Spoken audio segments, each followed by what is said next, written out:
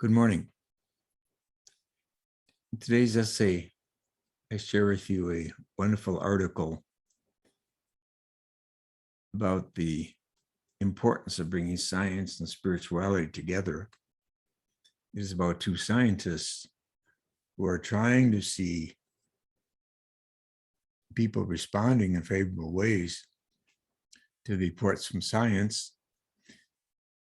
But as they say, scientific knowledge is never enough by itself.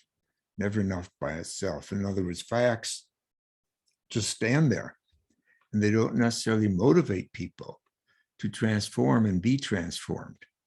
And that is precisely the work of spirituality. As they say, scientific curricula often miss the powerful tools to create the necessary spiritual cultural transformation that will support pro-environmental behaviors and decisions at all scales and over time.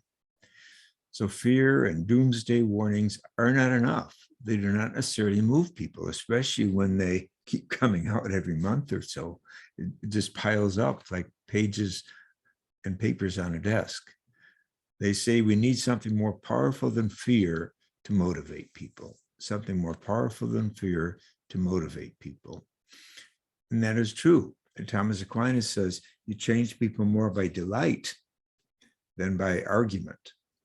And while fear sometimes changes people, it's not a motivating factor that sustains the deep work that's needed. And then we quote from an environmental lawyer, Dr. Gus Seth. I used to think the top environmental problems were biodiversity loss, ecosystem collapse, and climate change. I thought with 30 years of good science, we could address those problems, but I was wrong.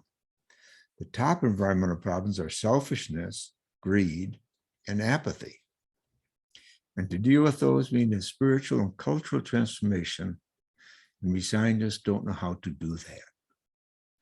So I think it's important, this call from a lawyer, environmental lawyer, for spiritual and cultural transformation, and to name the real obstacles to combating climate change are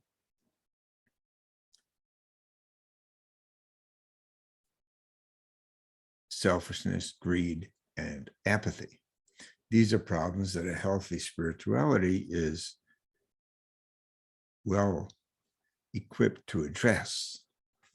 So in my book on evil, Sins of the Spirit, Blessings of the Flesh, Transforming Evil in Soul and Society, which came out in a new edition a couple of years ago, I take up these issues of selfishness and greed and apathy and how to deal with them. What are the teachings over the centuries from our spiritual traditions, East and West, that awaken the energies and bring about the empowerment so we can move from selfishness to a sense of the whole community, from greed to a sense of giving, and from apathy and acedia to a sense of being fully alive. And in my book, I bring East and West together because I deal with the chakras of the East and the capital sins of the West. We talk about 7 chakras in the East. We talk about 7 capital sins in the West. And I point out that in many ways, they parallel each other. That if sin is missing the mark, and if the chakra stands for the whole energy field within us at 7 different places in our physiology, then when we're missing the mark, maybe these chakras are being affected also. So I think it's a new and fresh way to talk about evil. I think that religion has oversold sin, and the result is that many people are walking around numb to the notion of evil, while evil itself is coming down on us. The shadow is everywhere. It's in the headlines every day.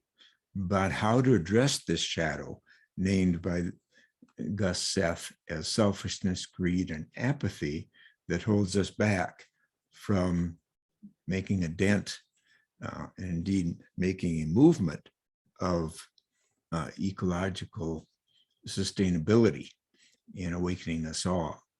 So I do think that the creation spiritual tradition has so much to offer, and that these scientists are reaching out to ask us into a dialogue about values, how we move into an educational system that can teach values. With that, we might survive. Thank you. We'll see you tomorrow.